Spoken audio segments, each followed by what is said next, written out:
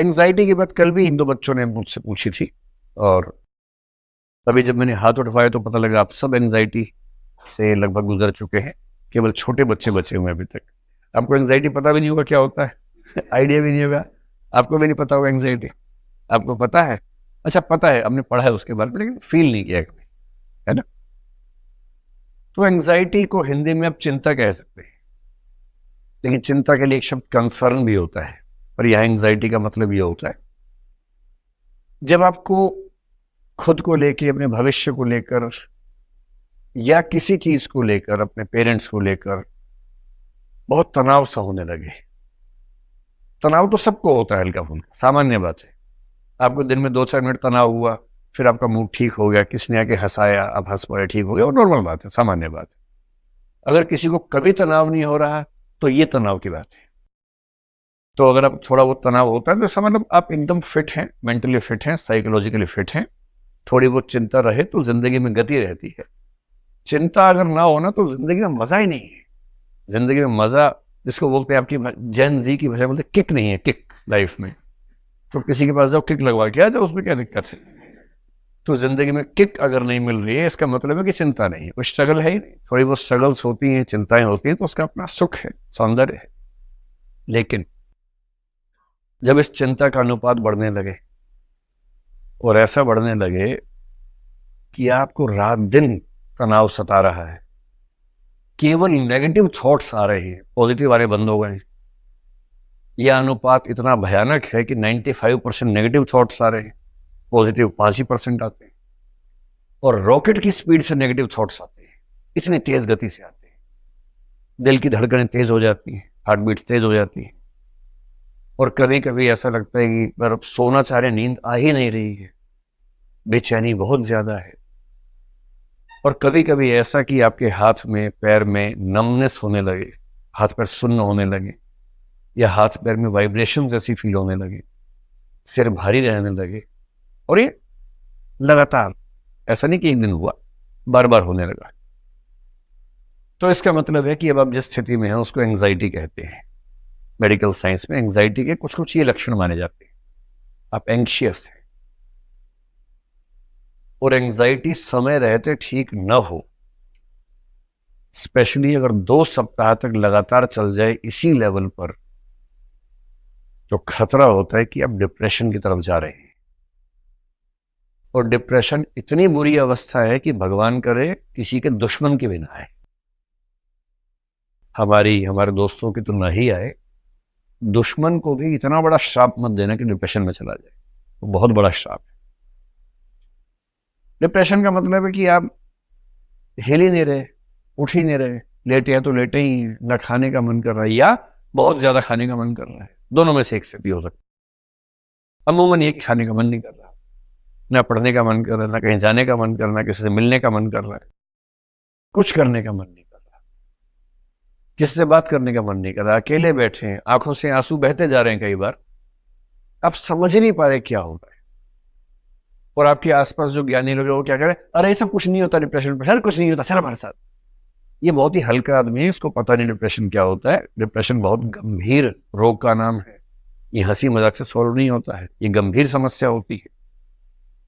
और आप लोगों की उम्र में इसके चांसेस थोड़े ज्यादा इसलिए होते हैं, एक तो आप लोगों की उम्र ऐसी है कि ये उम्र दोस्ती, प्यार, मोहब्बत वाली उम्र है। इसी समय आपके सामने सबसे बड़ी जिम्मेदारियों का बोझ भी है, सफल होना है, परिवार को सेटल करना है। ये क्राइसिस है, ये युवा जीवन में क्राइसिस रहता है। फिर आपके हार्मोन सभी ऐसे जो उछलते बहुत ज्यादा है। जब आप 30-35 के हो जाएंगे तो हार्मोन्स आपके उछलेंगे कम, हल्का हल्का ऐसे ऐसे होते हैं, अभी ऐसे ऐसे होते हैं। जब हार्मोन्स यूं ही उछलते हैं तो परेशान करते हैं। ये आप नहीं चाह रहे, ये आपकी बायोलॉजी है। मतलब एक बड़ी सुंदर किताब है, it's not you it's your biology. जो आप है वो आप नहीं है, आपकी जैविकी है, आपके हार्मोन्स आपको वैसा बना रहे जैसे आप हैं। तो इस उम्र में उछल कूद मचाना बहुत नॉर्मल बात है। इस उम्र में वो हार्मोन्स आपको परेशान ज्यादा करते हैं, स्वाभाविक सी बात है। और क्योंकि वो हार्मोन्स की अपेक्षाएं ज्यादा हैं, इसलिए निराशाएं भी ज्यादा होती। अपने फादर को आप कभी देखिएगा, वो ना बहुत खुश होते होंगे ना बहुत दुखी होते होंगे। इसलिए नहीं कि बहुत महान आदमी है, क्योंकि उनकी उम्र 50 साल है और आदमी है। 50 साल का आदमी आमतौर पर लगभग ऐसा हो जाता है। और ये हार्मोनल बैलेंस, जैविक इन सब के फैक्टर्स ज्यादा होते हैं, इसमें किसी का तीर मारने वाला मामला नहीं होता है। मम्मियों का स्वभाव आमतौर पर थोड़ा सा अलग रहता है। 50 की तो ये मस्त मोला रहती है, खूब हंसी मजाक मौज मस्ती करनी हो, कहीं शादी ब्याह में जाके डांस करना हो तुरंत तैयार हो जाती है। कोई मर जाए खटाक से जाके रोना शुरू कर देती है। बाप यहाँ भी मनहूस वहां भी मनहूस, क्योंकि उसको वो नहीं समझ पाता कैसे बिहेव करना है इन सब मामलों में। वो अपना शेयर मार्केट और न्यूज और एमएलए और इसी सब पे लगा रहता है कि कौन विधायक बना, कौन मरा, कौन क्या हुआ। खबरों में उसकी जिंदगी कट जाती है। तो एंजाइटी तो सामान्य बात है, लेकिन वो डिप्रेशन के लेवल तक ना पहुंचे ये चुनौती है। तो जब जब आपको एंजाइटी होगी जरूर, सामान्य बात, बच नहीं सकते उस चीज से। और एक आध बार हो ही जाए तो ठीक रहता है। एक आध बार मुझे खुद हुई थी एक बार, और 1.5 साल तक रही, दवाइयां खानी पड़ी, उसके लिए गंभीर समस्या हो गई थी। फिर ठीक हो गया, मुझे कारण पता था। वो कारण जैसे दूर किया तो 5-7 दिन में दवाई छूट गई। उसके बाद से मैं एकदम मस्त हूं, उसका फायदा बड़ा हुआ। 1.5 साल तक दवाइयां खा के एंजाइटी से निकलने में बड़ी दुविधा तो थी, और उसका फायदा यह हुआ कि उसके बाद से कुछ भी हो जाए मुझे एंजाइटी होती नहीं। कहते हैं ना, बिना मरे स्वर्ग नहीं मिलता है।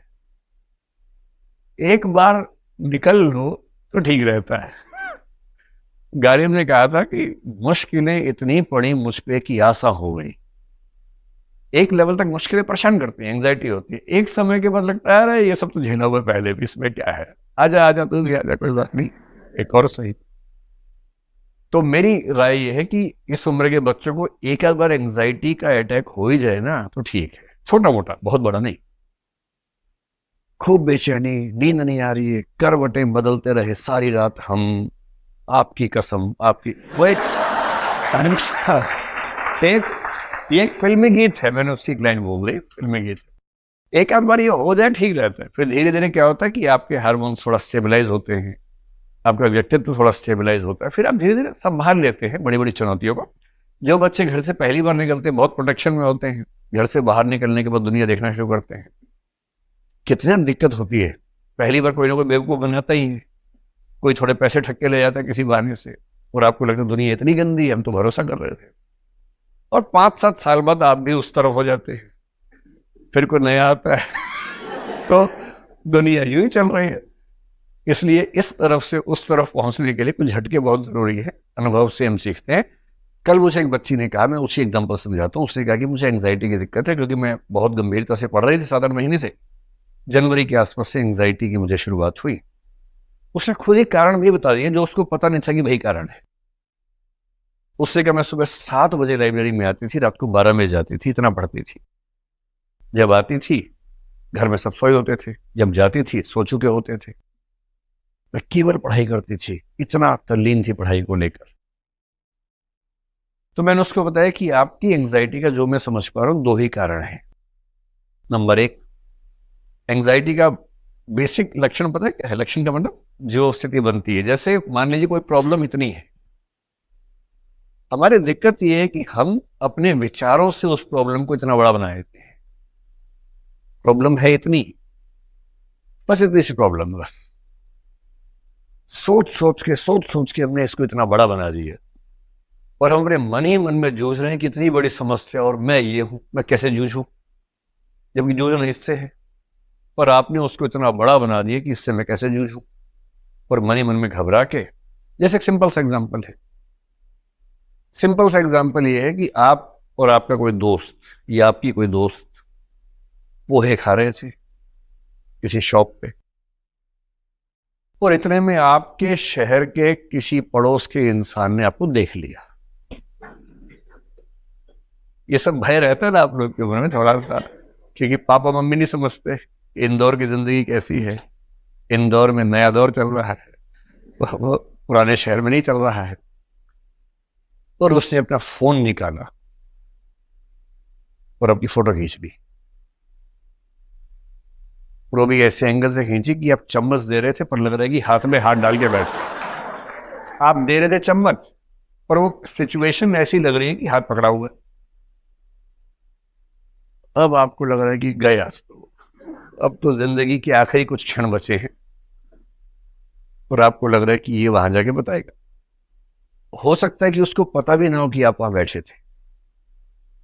हो सकता है कि बहुत सारी भीड़ थी, 50 लोग थे, आप भी थे, शायद उसकी नजर भी ना पड़ी हो आपके ऊपर, शायद उसने यूं ही और फोटो ना भी खींची, शायद उसने बेशक फोन अपना लिया हो, किसी और काम से सेल्फी खींच रहा हो, क्या पता, और सेल्फी के उस तरफ आप बैठे हो, क्या तो सेल्फी खींच रहा हो मुंह टेढ़ा करके, जैसे आजकल लोग करते हैं, आंख इधर करके मुंह उधर करके सुअर जैसा मुंह बना के सेल्फी खींचते हैं, जो प्यारा सा पिग जैसा, वो छोटा पिग जो होता है प्यारा सा, वैसी फोटो खींचते हैं अपनी। क्या पता वो सेल्फी खींच रहा हो, आपको पता भी नहीं है, लेकिन आपको तो रूह कांप गई आपकी। तो अब आपको लग रहा है क्या हुआ? अब देखिए, हुआ कुछ नहीं। हो सकता है वो व्यक्ति पहचान भी गया हो, तो उसको ये अंदाजा हो कि भाई बड़े शहर में बच्चे ऐसे करते हैं, मेरे बच्चे भी तो रहते हैं, मैं क्यों किसी बच्चे की प्राइवेसी पे हमला करूं? कल को कोई मेरे बच्चे की प्राइवेसी पे हमला करेगा तो नहीं करना चाहिए। हो सकता है वो कुछ ना करे, और आपके मन में कल्पनाएं शुरू हो गई है, रॉकेट की गति से शुरू हो गई है। अब ये फोटो मेरी मम्मी को भेजेगा, पापा को भेजेगा, पापा देखेंगे, दिल का दौरा पड़ जाएगा पापा को, अटैक। ओह, फिर ताऊ जी देखेंगे, फिर मोहल्ले में फैल जाएगी फोटो, फिर अखबार में कल छपेगा, फिर यूट्यूब पे कई वीडियो बन जाएंगे। भाई अब मैं क्या करूं? मैं तो बदनाम हो गया, या हो गई, ये हो गया, वो हो गया, अब मैं क्या करूं? और एंजाइटी शुरू, तनाव शुरू। अब आपका दोस्त कह रहे चलो चलें, आप ऐसे कर रहे हैं, कुछ समझ ही नहीं आ रहा आपको, और अगले 2-3 दिन तक आप एंजाइटी से भरे हैं, कुछ हुआ ही नहीं। 3 दिन बाद आपको होश आया, कुछ नहीं हुआ, कुछ नहीं हुआ। ओह, बाल बाल बच गए।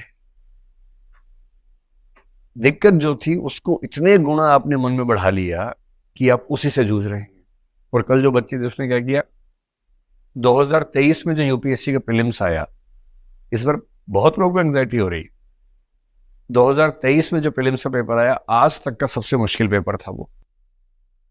सी सेट का तो था ही, जीएस का भी ऐसा था कि कट ऑफ पहली बार 75 आई है जनरल कैटेगरी में, जबकि पिछली बार 86 थी 200 में, इस बार 75 है। आज तक इतनी कम कट ऑफ नहीं आई, क्योंकि पेपर टफ था, सिंपल सी बात।